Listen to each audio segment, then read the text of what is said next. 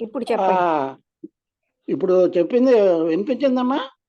కొంత నాకు వినబడలేదు, మరి ఏంటో సిగ్నల్ కట్ అవ్వడం వల్ల ఏంటో. అంటే లాస్ట్ లో 2-3 సెంటెన్సెస్. అంటే గాంధీ గారి జీవితంలో ఒక సంఘటన గురించి చెప్పాను. బుద్ధుడిది ఆయన వినబడింది, దక్షిణ గాంధీ గారిది వినబడలేదు. ఆ, ఆయన చాలా అవమానానికి గురవుతాడు. పెద్ద డిస్టర్బెన్స్ అది. దాంతో ఆయనకి ఉద్యమం చేయాలి, దీని గురించి పోరాడాలి అని మనిషిలో మార్పు తీసుకొచ్చింది. అంచేత డిస్టర్బెన్స్ అనేది మనం ఇగ్నోర్ చేయడానికి వీల్లేదు. అది మన పాఠం చెప్తుంది. దానివల్ల మనం మన పరిస్థితి, మన స్థితిని అర్థం చేసుకొని సమూలమైన మార్పు తెచ్చుకోవడానికి అవకాశం వస్తుంది అన్నమాట. అలాగే ఇతనికి వచ్చిన అతను స్పిరిచువాలిటీ అంటే తెలియదు. కృష్ణమూర్తి గారు చెప్తారు, స్పిరిచువల్ స్పిరిచువల్ అంటున్నారు, వాళ్ళలో గాఢమైన వాంఛలు ఉంటాయి, అవి మీరు గమనించలేదు. ఆ స్పిరిచువల్ అంటే నిజమైన స్పిరిచువల్ పీపుల్ కాదు వాళ్ళు అని ఆయన కూడా ఆ వివరణ చేస్తారు. ఈ షాలో మైండ్ అనేది పూర్తిగా వివరిస్తూ, షాలో మైండ్ ఎప్పటికీ కూడా ఇంటెలిజెంట్ మైండ్ కాలేదు. దానికి కావాల్సింది ఏంటంటే తన గురించి తను తెలుసుకోవడం. అలాగే కండిషన్ అయిపోయింది ఉంది. షాలో మైండ్ కండిషన్ అయిపోయింది. కండిషనింగ్ ఎప్పుడు డిస్టర్బ్ చేస్తుంది, డిసింటిగ్రేట్ చేస్తుంది, మనుషుల్ని విడదీస్తుంది. ఈ అలవాట్లు, నమ్మకాలు ఇవన్నీ కూడా కండిషన్లోకి వస్తాయి. అంచేత మనుషులు విడిపోతున్నారు, ఎవరి మట్టుకు వాళ్ళు వేరే వేరేగా జీవిస్తున్నారు. ఐక్యతను తీసుకురాలేకపోతుంది. అది కూడా గమనించవలసిన అవసరం ఉంది. గమనింపు అనేది లేకపోతే ఎప్పుడు ఇలాగే జీవిస్తాం మనం. డిస్టర్బెన్స్ అనేది మనం అంగీకరించుకోవాలి, ఏదైనా పాఠం చెప్తుందని తెలుసుకోవాలి. ఫైనల్గా మనం తెలుసుకోవాల్సిందంటే వాస్తవం, ట్రూత్. ట్రూత్ దేని వల్ల మనం ట్రూత్ తెలుసుకోవాలి. ట్రూత్ మనం మార్పు చేస్తుంది. ట్రూత్ అంటే సరైన యాక్షన్, చర్య, యాక్టివిటీ అంటున్నారు కదా. యాక్టివిటీ వేరు, యాక్షన్ వేరు.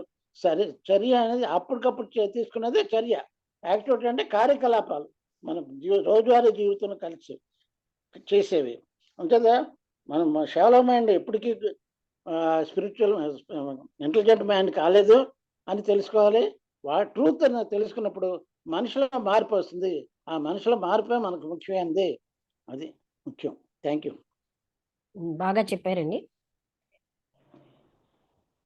ఇప్పుడు అర్థమైంది అనుకుంటాను. మిగతా వాళ్ళు ఎవరైనా చెప్తారా? రాంబుద్రి గారు చెప్తారా?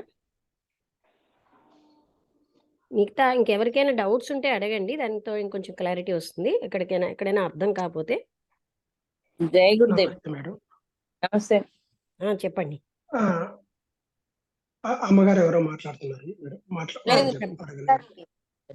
చెప్పండి చెప్పండి. Okay madam.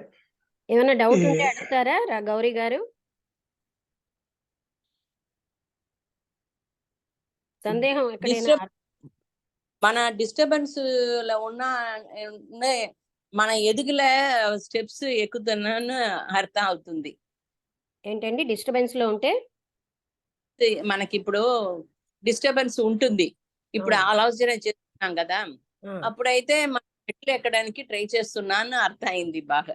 అంటే చూడండి, మనం అది కూడా మనకు అంటాం కదా, sweet or the uses of adversity అంటాం. మనకు కష్టం అనిపిస్తుంది ఆ డిస్టర్బెన్స్. ఆ కష్టకాలమే మనం ఎన్నో ముఖ్యమైన పనులన్నీ చేయగలం, వాటిని సద్వినియోగం చేసుకుంటే. అంటే అతను చెప్పింది కూడా డిస్టర్బెన్స్ అవసరమే. దానివల్లే మనం చాలా ముఖ్యమైన, అంటే అవసరమైనవి, మన మనసు చాలా చక్కగా అంటే ముందుకు వెళ్ళగల సృజనాత్మకంగా. అది లేకపోతే మనం అలాగ డల్గా ఉంటాం. అవును, అర్థం అయింది. ఇంకెవరైనా అడుగుతారా?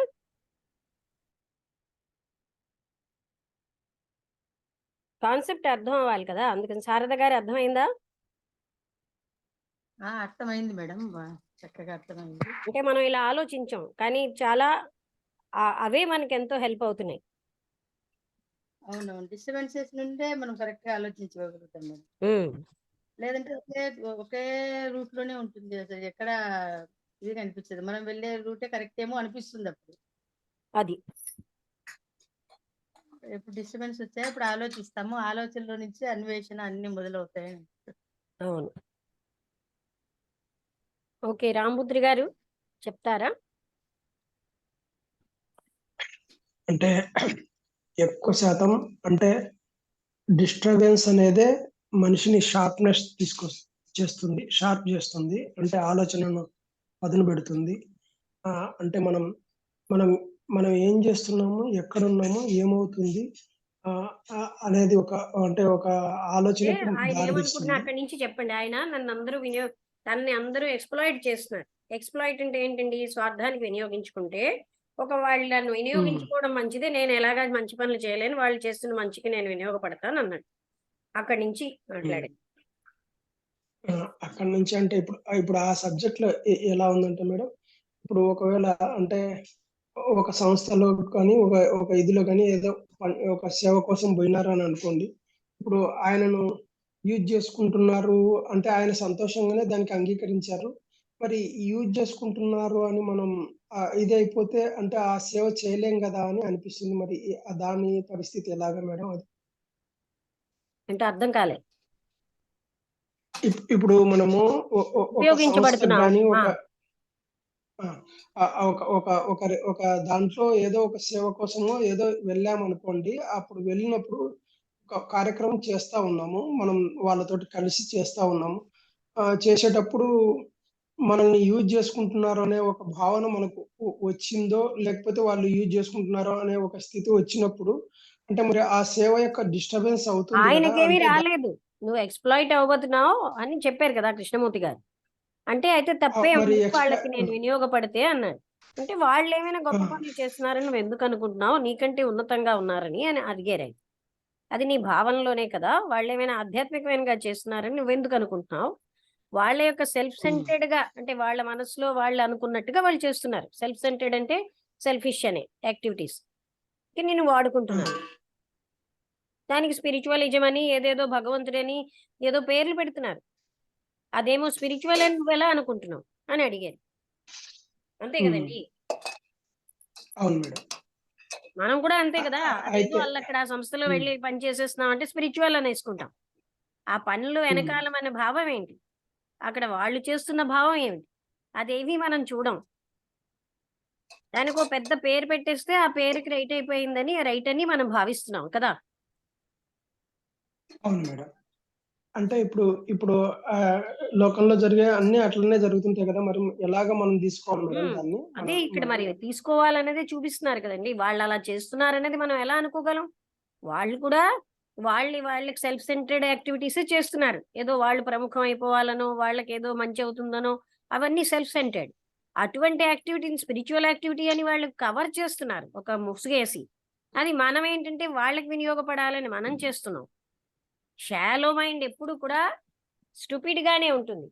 ఆ స్టూపిడ్ మైండ్ ఇంకోరి స్టూపిడిటీకి అంటే అది స్టూపిడే, ఇది స్టూపిడే దానికోసం అని అది ఎప్పుడు కూడా ఉపయోగపడే పని చేయలేదు కదా స్టూపిడ్ మైండ్.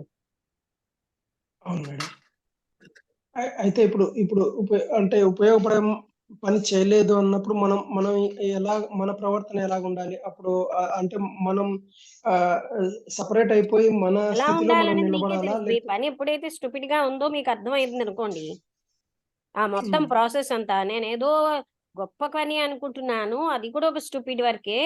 వాళ్ళ సెల్ఫ్ సెంటర్డ్ యాక్టివిటీస్‌కి నేను ఉపయోగపడుతున్నాను అని మీ షాలో మైండ్ నేను చేస్తుంది స్టూపిడే, వాళ్ళు చేస్తుంది స్టూపిడే అని ఎప్పుడైతే తెలిసిందో అప్పుడు ఏం చెయ్యాలేంటి వెంటనే మనలోంచి ఒక యాక్షన్ వస్తుంది కదండీ! అది వస్తుంది మేడం. అయితే ఆహ్, అప్పుడు శూన్యత ఏర్పడదా మేడం? అంటే ఇప్పుడంటే నేను అంటే ఏం చేయలేకపోవడము, లేకపోతే ఒక అంటే ఉన్న స్థితిలోనే ఉండడము అలాంటి స్థితి ఏమన్నా ఏర్పడతదా? ఎందుకు ఏర్పడుతుంది? మీరది అబ్జర్వ్ చేసుకుంటే ఏర్పడుతుంది. అదంతా మీరు గమనిస్తే హ్మ్. ఎరుకతో గమనిస్తే అది స్టూపిడ్ యాక్టివిటీ. నేను చేసేది ఇదే. ఇందులో ఏమీ కూడా అంటే నేను కండిషన్ అయిపోతున్నాను. నాకు దుఃఖము, బాధే మిగులుతున్నాయని తెలుస్తుంది. అవును మేడం. అదంతా మరి మీకు అంటే ఇప్పుడు తెలిస్తే వాట్ ఈజ్ అనే హ్మ్. మీరు హ్మ్. ఉన్న స్థితిలో మీరు ఉన్నప్పుడు అందులోంచి ట్రాన్స్‌ఫర్మేషన్ వస్తుంది తప్ప అందులోంచి ఎస్కేప్ అయ్యడంలో రాదు ట్రాన్స్‌ఫర్మేషన్. ఇప్పుడు వాట్ ఈజ్ అనుకుంటున్నాం గదా మేడం. వాట్ ఈజ్ అన్నప్పుడు మనకు తెలిసేదే వాట్ ఈజ్ అనేదా? లేకపోతే మనం కాదండి. మీరు ఒక వాట్ దగ్గర ఈస్‌ని నుంచి అర్థం చేసుకోవట్లేదు. నీ యథార్థ స్థితి. మనుషులు ఎందుకండి ఇది, అది అని పరిగెడుతున్నారు? వాళ్ళది ఏదో హ్మ్. సంథింగ్ అవ్వాలని తపన కదా! ఆ నథింగ్ అవును గా మేడం. ఉండడమే మీ వాట్ ఈజ్. ఆ వాట్ ఈజ్ లో మీరు ఉంటే అక్కడే ట్రాన్స్ఫర్మేషన్ వస్తుంది. ఆ స్థితి నచ్చకే కదా ఇక్కడికి అక్కడికి ఇది అది అని వెళ్తాం మనం, ఏదో ఒకటి అవ్వాలని. అవును మేడం.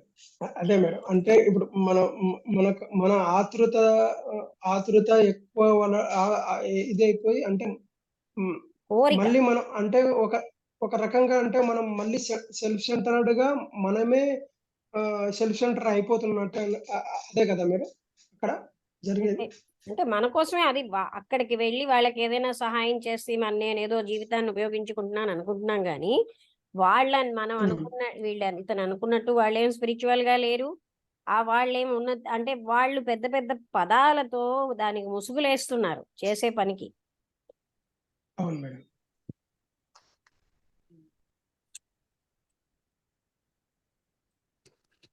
ఇప్పుడు అదే మేడం.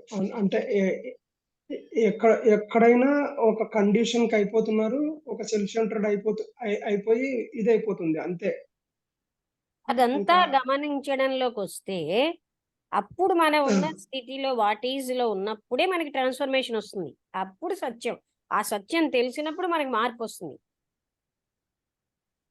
ఆ మార్పు మనసు తెచ్చిపెట్టేది కాదు. హ్మ్.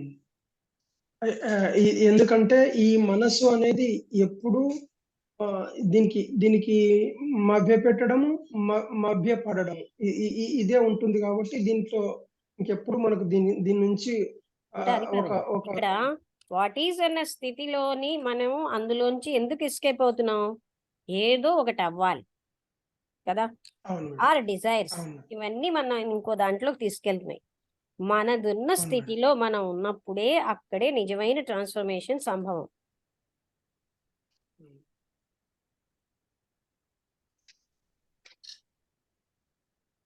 ఎందుకంటే ఇప్పుడు మనకు మీరు హ్మ్. చాలా లోభంతో ఉన్నారు. అది మీ వాట్ ఈజ్ మీ స్థితి. దాంట్లో మీరు ఉంటే హ్మ్. అది దాన్ని హ్మ్. ఏమి అంటే జస్టిఫై చేయకుండా, కండెమ్ చేయకుండా ఆ స్థితితో మీరు ఉన్నప్పుడే ట్రాన్స్ఫర్మేషన్ వస్తుంది. హ్మ్.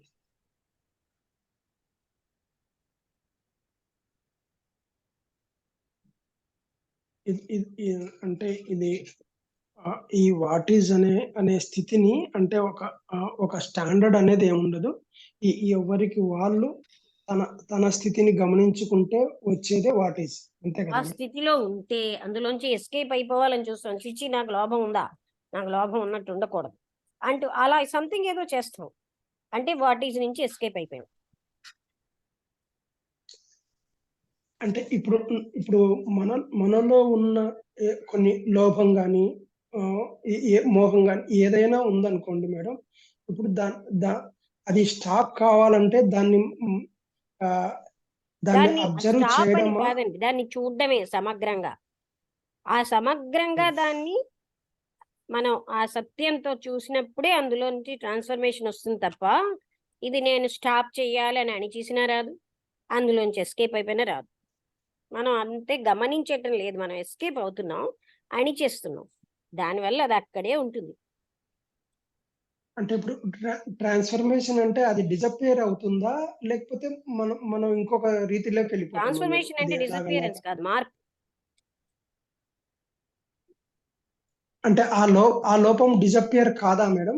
డిసపియర్ అవుతుందా? ఎలాగా మేడం? మార్పు అది అంటే మార్పు అంటే నాకు ఒక నుంచి ఇంకో హ్మ్. రకంగా అవుతుందన్నమాట. ఇప్పుడు దాన్ని మీరు టోటల్ హ్మ్. అటెన్షన్‌తో ఈ మొత్తం ప్రాసెస్ అంతా అవగాహన చేసుకొని వాట్ ఈజ్ అనే దాంట్లో ఉన్నప్పుడు, అప్పుడు మీకు ఆ ట్రాన్స్‌ఫర్మేషన్ దానంతట అదవుతుంది.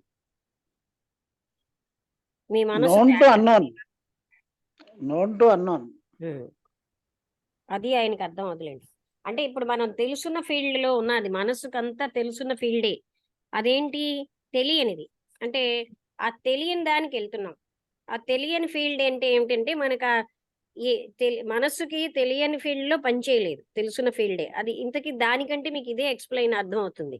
ఎందుకంటే మీరు ఇదంతటిని సమగ్రంగా చూసేసరికల్లా మీకేమో అది అప్పుడు మీరు ఇది బాగోలేదు, ఇది ఇలా ఉండకూడదు, నేను ఇంకోటవ్వాలి, ఇవన్నీ వదిలేసి చూస్తే దాంతో పాటే మీరు ఉంటూ, అప్పుడు మీకేంటవుతుందంటే అక్కడ మనస్సు లేదు.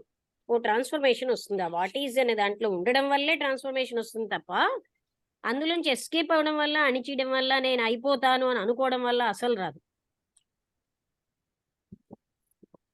అయితే ఇక్కడ అంటే మనలో ఉన్న ఈ యొక్క స్థితులన్నిటిని ఒక్కొక్కటి దాన్ని గమనించుకోవాలా?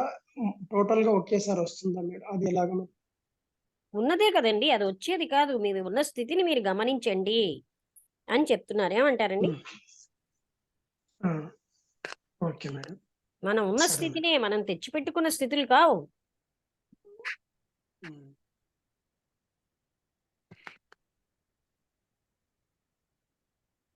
మనం ఆ ఓకే మేడం. స్థితిలో ఉండడానికి నచ్చక మనం ఎస్కేప్ అంటే ఇంకో దానికి వెళ్ళిపోవడం, దానికో ముసుగులు వేయడం, ఏవో చేస్తాం ఒక యాక్టివిటీ చేసి. అర్థమైందా ఈ పాయింట్? అర్థమైంది మేడం. అదే అంటే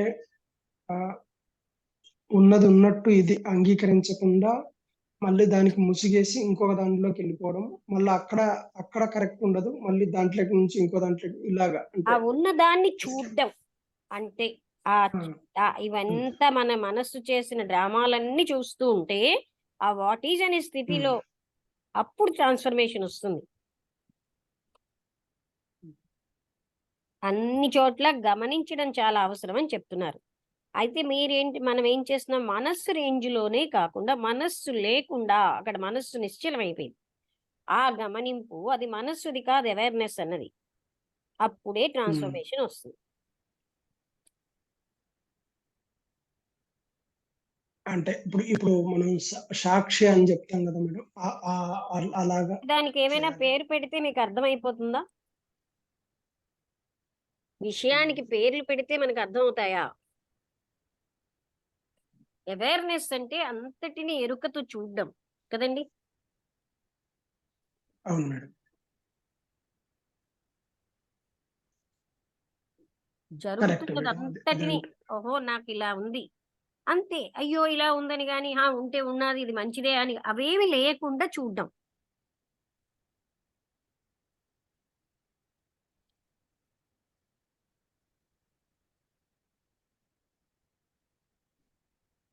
మరి అంటే ఈ చూసేటప్పుడు మనస్సు ఇది కాదు. అదే మేడం, మనస్సు అంటే ఇప్పుడు మనం చూసేటప్పుడు అంతా మనసుతో చూడడం వల్లనే ఇది మంచి ఇది చెడు అనే స్థితికి ఎప్పుడు అది తీసుకెళ్తానే ఉంది. ఆ స్థితి కాదన్నమాట. అంతే ఇంకా. అంతే కదండి, మనస్సు నిశ్చలమైనప్పుడు అని చెప్తూనే ఉన్నాం కదండి. అది మనస్సు రేంజ్ లో లేదు. అవేర్నెస్ అన్నది మనస్సు రేంజ్ కాదు. అప్పుడు ఆ వాట్ ఈజ్ అన్నది దాంట్లో ఆటోమేటిక్ గా దాని ట్రాన్స్ఫర్మేషన్ వస్తుంది చూస్తే. అవును మేడం. అందరికి శారద గారు ఏమైనా డౌట్ ఉందా? అర్థమైంది మేడం. అంటే ఇదంతా లాస్ట్ ఫైనల్ గా తీసుకుంటే మనకు నిష్కామ కర్మ కిందకే వస్తుంది కదా మేడం టోటల్ గా? కాదండి, ఎరుక వేరు కదా.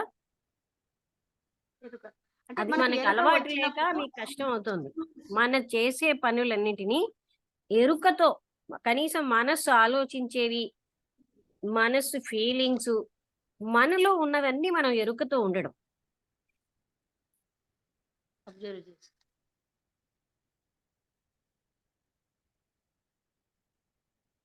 చూసారా, మనస్సు ఎప్పుడు తనకి తెలుసున్న దాంతో ఏదో ఒక దాంట్లో పోల్చడమే ప్రయత్నిస్తుంది. అవునవును. కంపారిజన్ పోల్చడం ఏదో అర్థమైపోయిందన్న అహంకారం వస్తుంది మనకి. పోలుస్తున్నాం, అక్కడ అర్థం కాలేదు, ఇక్కడ అర్థం కాలేదు.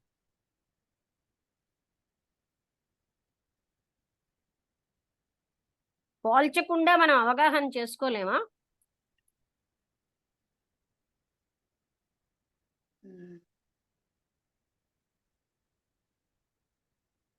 ఎరుక అన్నది అంటే అవేర్నెస్ అన్నది జాగరూకంతో ప్రతి నిమిషం మనం అబ్జర్వ్ చేసుకోవడం అన్నది. మనస్సుని కూడా చూడాలి.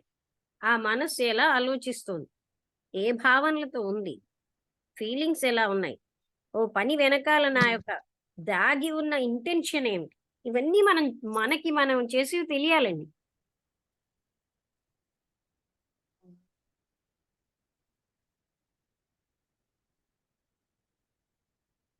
చాలా మంది ఏం చేస్తూ ఉంటారంటే దాన్ని ఇంకో దాంతో పోల్చేసి అర్థమైపోయిందని భ్రమిస్తూ ఉంటారండి. పోలుస్తున్నాం, అది అర్థం కాలేదు, ఇది అర్థం కాలే, అవి పదాలే ఇవి పదాలే.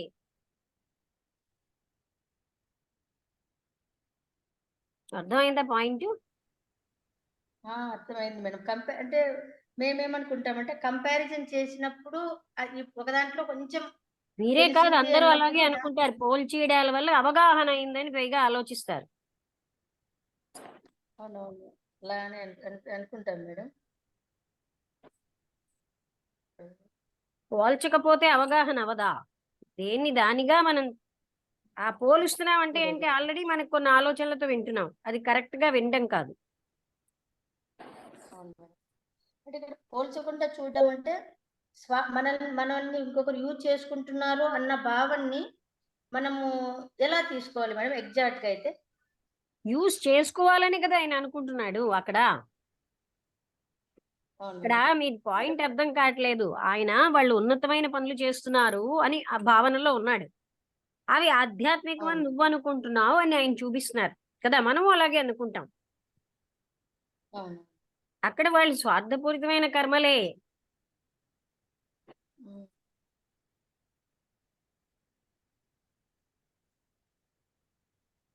అంటే రెండు అంత స్టూపిడ్నెస్, రెండిట్లోనూ స్టూపిడ్నెస్ ఉంది అనేది అర్థమవుతుంది కదా మేడం. ఎందుకంటే మనం లోతు లేకుండా ఉంటాం. లోతు లేని మనసు ఎప్పుడు స్టూపిడ్ గానే ఉంటుంది. దాన్ని కంపారిజన్ తో స్టాగ్నెంట్ వాటర్ తో కంపేర్ చేసినాడు కదా మేడం.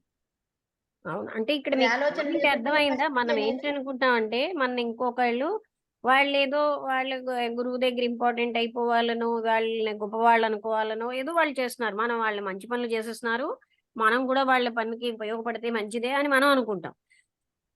ఇలా అవును. అనుకోవడం అనేది లోతు లేని మనసు ఎప్పుడు స్టూపిడ్ గానే ఉంటుంది. నిజంగా అక్కడ ఉపయోగపడదు కూడా.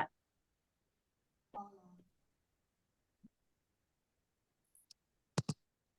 సేవ అనేది ఉపయోగపడుతుంది కదా మేడం. అక్కడ ఒక సేవని తీసుకుంటే ఇక్కడ సేవ అనేది కాదండి, ఉపయోగపడుతుంది సేవ కదా మేడం. అవన్నీ ముసుగులండి. ఇంకా లోపల ఏముందండి? నేను ఇంపార్టెంట్ అవ్వాలి, అవునా? వాళ్ళు చేసేది కూడా వాళ్ళు ఏదో వాళ్ళకి అలాంటి సెల్ఫ్ సెంటర్డ్ యాక్టివిటీస్ చేస్తున్నారు. వాళ్ళు ఏదో ఆధ్యాత్మికంగా చేస్తున్నారని మనకెలా తెలుసు? అనుకుంటున్నాం. జస్ట్ అంతే, మన ఆలోచన అంతే మేడం ఉమ్. చేస్తున్నాం. ఆధ్యాత్మికం అని దానికి పేరు పెట్టేస్తున్నాం. అవును.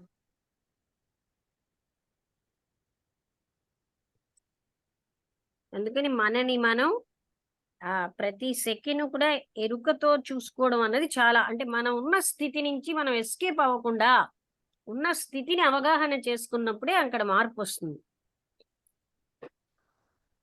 అవును. దాన్నే వాట్ ఈజ్ అంటాం.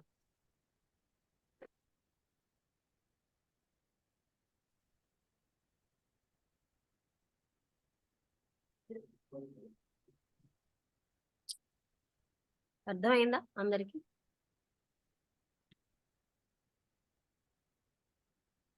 అంటే మనం ఎప్పుడు చూసుకోం గనక మన స్థితి అనేది ఎస్కేప్ అవ్వడానికి అలవాటు అయిపోయాం. చూసుకోవడం అనేది చాలా అవసరం.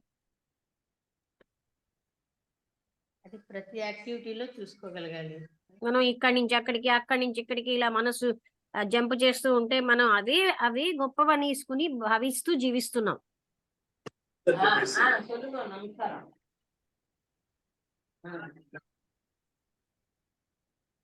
అవును మేడం.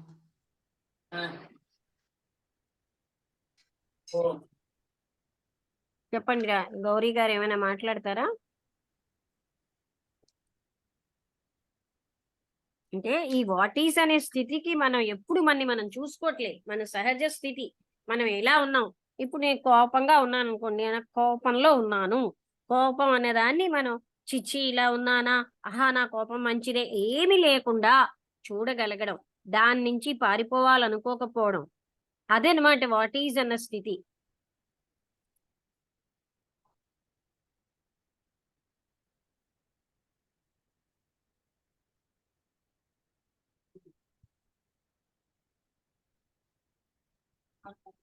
అర్థమైందా?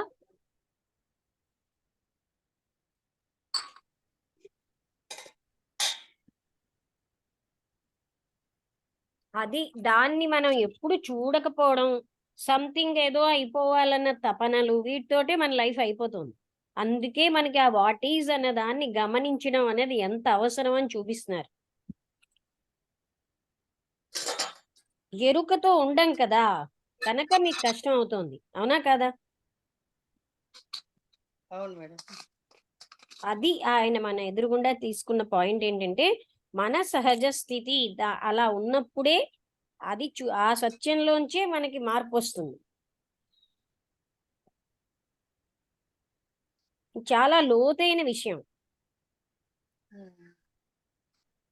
మన హ్యాబిట్ లో లేదు, అందుకు మీకు అర్థం కావట్లేదు. మనందరం ఏంటి చేస్తున్నాం, మనస్సు రేంజ్ లో ఇటు అటు పరిగెడుతున్నాం.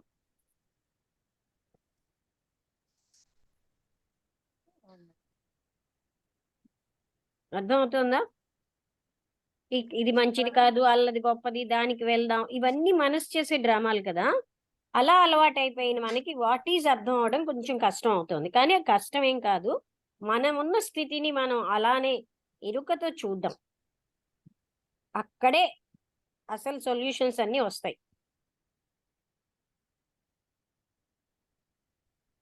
భార్గవి గారికి అర్థమైందా?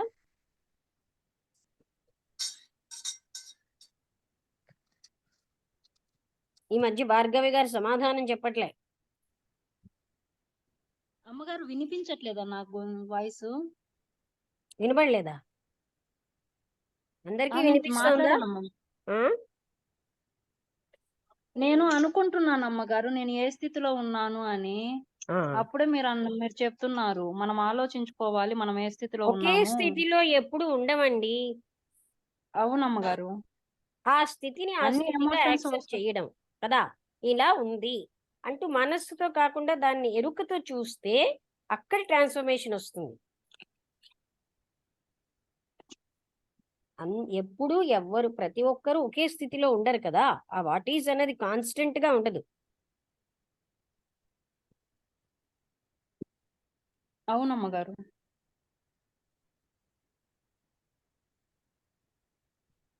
ఇది అర్థం అవుతూ ఉంటే మిగతావన్నిటికీ మీకు బాగానే అర్థం అవుతుంది.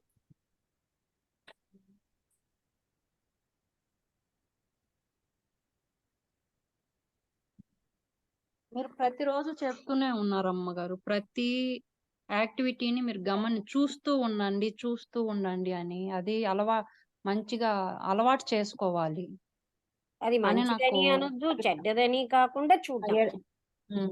ఎక్కడ సంఘర్షణ వస్తుందంటే, నేను చేసేది నాకు నచ్చట్లేదు, నా లోపల స్థితి. దానికి నేనేమో ఒక ముసుగేస్తాను. నాకు పిసినారితనం ఉందనుకోండి, నాకు పిసినారితనం ఉంది, నేను చూడగలగాలి కదా. మనస్సుతో కాకుండా అవేర్నెస్ తో గమనించగలం. ఆహా, మనం అంత దాతృత్వంగా లేకపోతున్నాం, ఓకే. దాన్ని బాగా అవగాహన చేసుకుని దానికి అసలు పేరు కూడా పెట్టకుండా, ఎందుకంటే పేరు పెడుతున్నదంటే అప్పుడు మనస్సు ఉంది అక్కడ. అలా దాన్ని చూడగలిగినప్పుడే అందులో ట్రాన్స్ఫర్మేషన్ వస్తుంది. నేను ఉదాహరణగా మీకు చెప్పాను మాట్లాడడానికి. కానీ ఆ స్థితి చీచి నేను ఇలా ఉండకూడదు, నేను దాతృత్వంగా ఉండాలంటూ మనం చేస్తూ ఉంటే అది ఏనాడు రాదు. అదంతా కూడా మనం అది మనస్సులో భావిస్తూ విల్ పవర్ తోటో, లేకపోతే దా గుణాన్ని అణిచీసో, లేకపోతే ఉన్నదాన్ని వేరే పేరు పెట్టో జీవిస్తాం. ఇవన్నీ కూడాను దాంట్లోని కన్నింగ్నెస్, హిపోక్రసీ ఉన్నాయి. ఉన్న స్థితిని ఉన్నట్టుగా దాన్ని మనం చూడగలగాలి.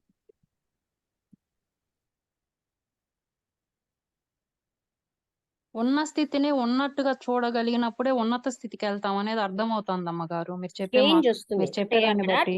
మార్పు వస్తుంది ఆ స్థితికి. అంటే మీరు ఉన్నతి ఆ రై మొదలండి, విషయం తీసుకోండి, అప్పుడు ఆ స్థితిలో మార్పు వస్తుంది.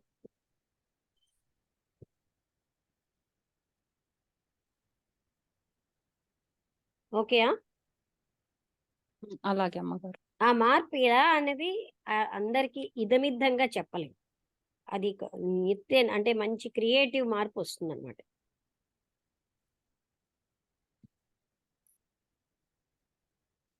అనుపమ గారికి అర్థమైందా?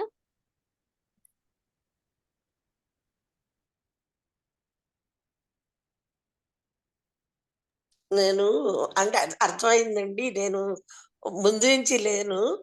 మధ్యలో వచ్చాను. మనం ఇప్పుడు వాట్ ఈజ్ అనేది అర్థం అవుతే అదే చాలు. అదే అదే మీరు డిస్కషన్ చేయడంలో అర్థం చేసుకున్నాను. ముందు నుంచి ఎరుగుతూ అర్థమైంది. ఉండడం, మళ్ళీ మనం కనెక్టెడ్ అబ్జర్వ్ చేసుకోవడం. కనెక్టెడ్ స్టోరీ కాదులేండి. అదే ఆయన అదే ఇన్సిస్ట్ చేస్తున్నవి మనం కొన్ని తెలుసుకుంటే మన లైఫ్ అదే లో అదే ట్రాన్స్ఫర్మేషన్ వస్తుంది. అదే. ఓకే, అయితే జరుగుతున్న దాన్ని ముగించేనా? మనం అవగాహన చేసుకుంటూ అబ్జర్వ్ చేసుకోవడం. ఆ, నిరంతరం మనని మనం చూద్దాం, అవును. Moment to moment. అయితే అందరికీ నమస్కారం, ముగించేస్తున్నాను. ఓకేనండి.